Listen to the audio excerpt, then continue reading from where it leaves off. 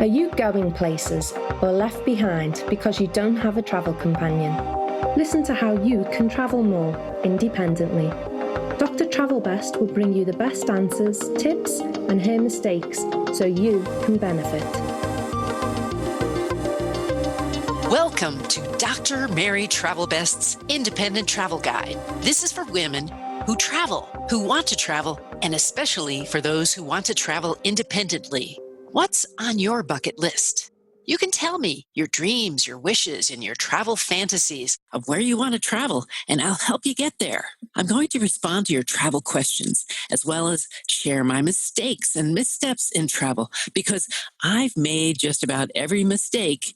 You don't have to. I wrote and published the best-selling and famous book, CD, and website, The World's First Guide to Independent Travel. And since 1993, I've been running a marketing business, raising 4 children with my husband, and been a university professor while traveling. My travel experiences are helpful to others like you. So I want to share them so you make your trip the very best, like Travel Best.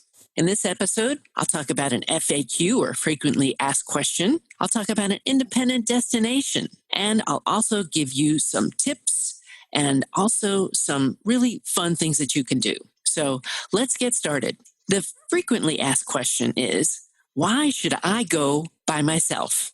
Should I go with a friend instead? Won't I have a better time since I can share that experience with another?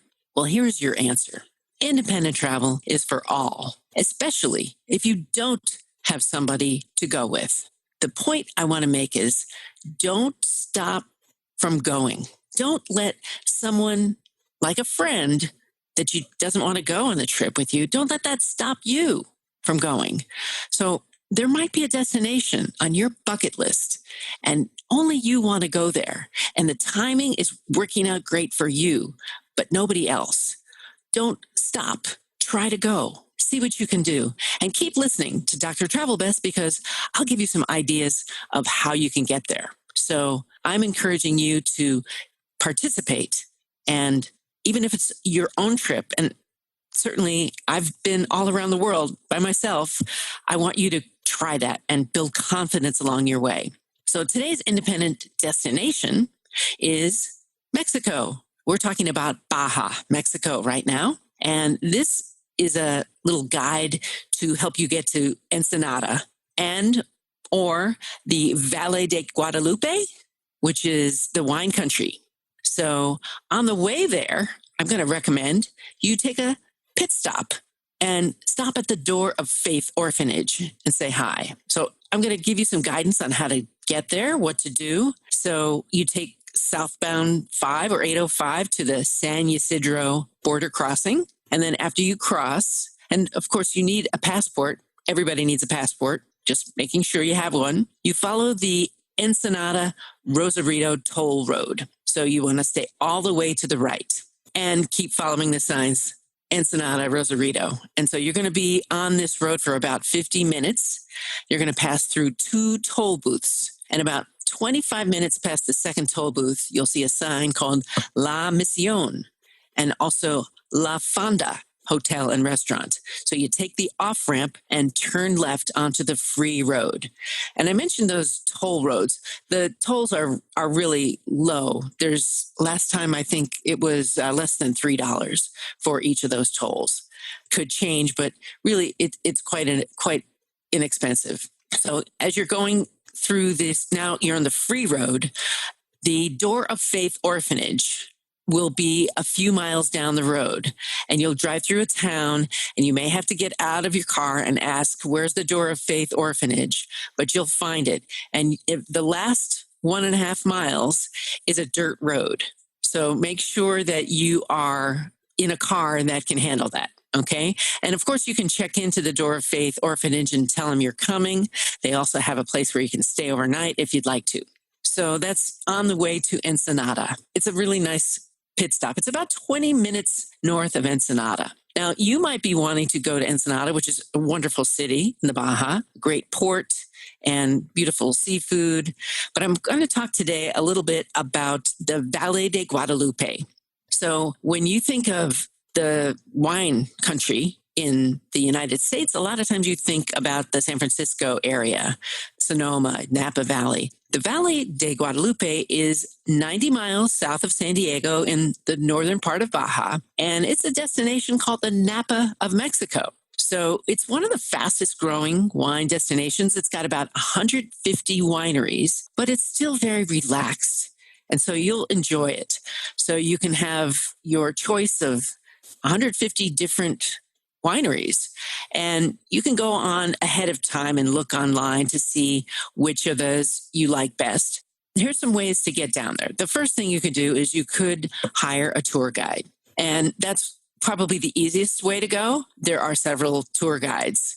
One is called Boca Roja, which is a team of about 6 people who can organize private tours, and they can take up to 14 people on a customized trip. Another way to go is to go with a Mexican group. Club Tango Hombre is one, or Baja Wine and Dine Tours. So again, they'll take you on a bus with your own group. Now, this is independent travel, so I wanted to talk about how you could drive yourself. So you can get a rental car, but you should check before renting and prepare to pay an extra fee or put a deposit down if you're going to Mexico. Or you could take your own vehicle. And Mexico, you must remember, does not accept U.S. liability. So you'll need to buy an additional waiver. So make sure that you have done that before you go. And the customs site will give you some points for what are the weights at the border, so that you'll have a chance to get to know what kind of time frame you should be prepared for. There's also called a ready lane, and depends on the identification that you have. So you could use your global entry card or Century Pass, and I'll talk a little bit about that. If you are going to be driving down frequently, it would be of value to get a Century card. Century is spelled Sentri. I bought mine last year. It's good for 5 years, and it cost me $100. If you are driving in a car, every passenger must have their own Century card. So that's really important to know. There's also another way that you can get down there, and that's Uber. So they have an Uber passport service that'll take you across the border into places like Valle de Guadalupe, but it only goes to the southbound. So on the return trip, you're going to have to walk across the border into San Ysidro and then hire your Uber on the U.S. side to your next destination. There's also something called Uber in the Valley, and this is a seasonal service, usually goes from May until September, and that's where you'll get an all-day private driver at a little bit higher price. You could expect to pay probably over $100 for the full day, depending on how many hours you're going to be at the wineries. So even if it's the off season, you can still use Uber to get around safely. Just book that car as usual and then see what an all-day option would be. Now, how do you time your border crossing? So, the border crossing is very close to San Diego, maybe 20 miles. But remember that there's a lot of Tijuana residents that are going back and forth into San Diego for work. So you want to time your travel, not the rush hour travels. I've gotten to the border going northbound into the U.S. and not had a wait at all at 5 o'clock or 6 o'clock at night. So that might be a good time to plan your trip back home against traffic. Now, on the weekends, the rush hours are in the reverse. So late night Saturday, you could hit some bad traffic, and also Sunday afternoon.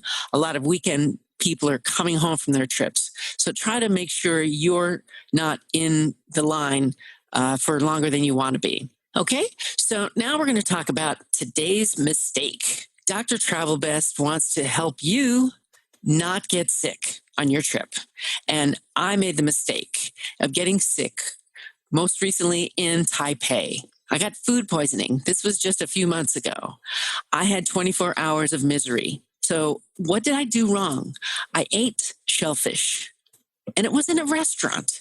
So my tip to you is that if you have any doubts about the food, don't. And I say this because I ate at all these street vendors. for days and days and never got sick. And then I went into a restaurant where I thought this would be a good choice. And I got so sick, I couldn't barely get to feel better until then all of a sudden I was. So I want to have you healthy. I've gotten sick several times. This is just one example. One other example was I was coming back from Mexico and I drank a juice in a can. And I thought because I bought it from a vending machine that it would have been safe to eat, to drink, but that was not the case. So I was sick for 3 days. So don't consider that a can is going to cure all of your ills. Be sure you drink bottled water. That's one of the must-dos when you're traveling abroad. Okay, so here's today's travel advice. How to meet other people. I have a whole chapter in that in the World's First Guide to Independent Travel. So some of the things that I want to do to help you are to help you feel more comfortable being on your own. And here's a quote that I like. Good company in a journey makes the way seem the shorter. And that's from Isaac Walton, who was from 1593 to 1683. When you're traveling alone, what should you do? The first thing is to wear a smile. That is going to help out so much. And I'm going to give you a few other tips. One thing you could ask for is the time of day. You can also, if they have an accent, ask them where they're from. You could share a common problem. You could tell a joke. You could comment on the weather or ask about a news event. And one of the things you could do is research an interest that you have. For example, you might be a scuba diver. You could then make some appropriate contacts when you arrive. Now, here's some of the things I did to meet other people when I was in China alone. I wrote letters ahead of time to advertising agencies in Hong Kong, China, and Taiwan, telling them about my pending trip. And then I called some ad agencies and went to go visit the people who worked there. What happened after that? My circle of friends continued to multiply because I would go visit one and then they'd send me to another because they really wanted to have that experience shared as well. I've gone to several countries alone, and I have found this to be so true. For example, I went to Kenya for almost a month all by myself, and I met some of the best people there on the way when I got there and on the way home. So you'll never know when you're going to meet people. In Australia, I met some fantastic friends, people that I just really felt a personal relationship with. When I went to Germany, I met some fantastic people. In Tahiti, I met some people that I'm still friends with now, several decades later. And that was because my flight got delayed another 2 days. So you never know when you're going to meet people that really become your friends. So any of those things that you do, or all of them, if you be your best to be polite and friendly, you hope that they'll meet you halfway.